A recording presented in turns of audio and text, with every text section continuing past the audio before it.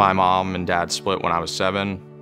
My mother ended up getting custody, and so I lived with her immediately after they split and went their separate ways. My mother was an on and off drug addict, severe alcoholic, abusive at times, and a lot of the time she would be either drunk or high or something from the night before. She basically like taught me how to do her job so she could kind of like just sleep and rest from whatever was going on. Those moments in my life were some of the most definitive ones, and my dad was without a doubt the one who kind of came in and picked me up at a perfect time. Because of him, that was the key moment between going one way or another. I love team sports. I played a bunch of team sports growing up all throughout my life. But the individual aspect of you can only rely on yourself, and it's you versus the golf course. Everyone's playing the same golf course. Wherever that ball goes, you gotta be like, all right, well, this is what it is, and go.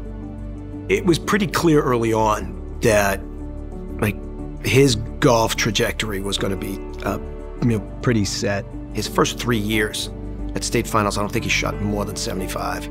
I mean, he's the first golfer in BCI history to win the state individual title. He was a very good student, a diligent student. I mean, he had to grow up quicker than most kids, you know. My dad was diagnosed with squamous cell carcinoma, which is an aggressive form of skin cancer.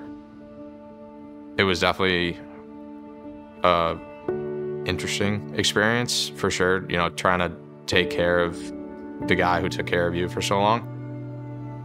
John Ingram called us and said he was sick and he was going to do some cancer treatments out of the country for a period of time. And, you know, Jack and Nate were tight, and he knew our family was a good place to park for a little while. So he asked us if Nate could come and stay with us. And, you know, we said sure right away. Our kids were excited to have Nate.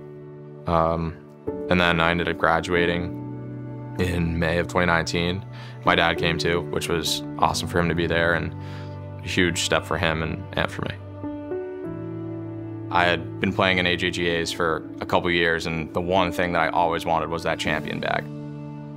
Ended up winning, and I got that champion bag, and still one of my favorite pictures of my dad and I is me holding the bag out, and he's right behind me. So, you know, being able to combine the relationship with my dad and one of my biggest junior golf goals at the same time was absolutely amazing.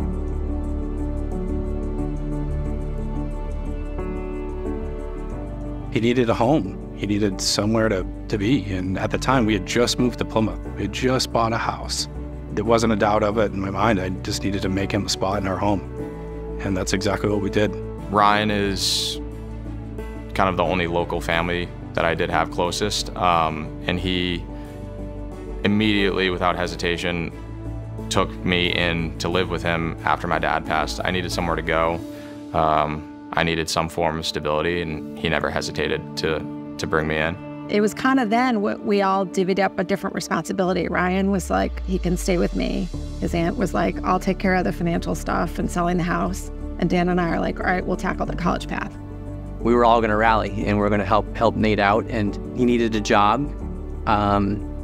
He was looking to try to play golf in college. So really, this was an ideal fit. I'd say what was great about Nate is that like he was given opportunities and he ran with those opportunities.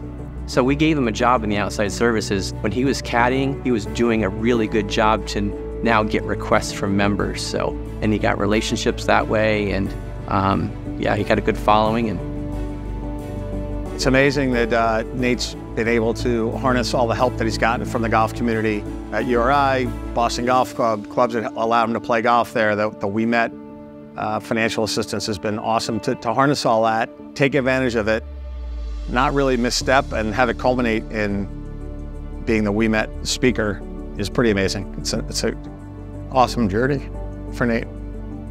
He's such a great guy. He's honest. He's full of integrity. He knows what it's like to not come from much and have a lot of opportunity, and he's certainly not going to fall short of that. I love telling my story now.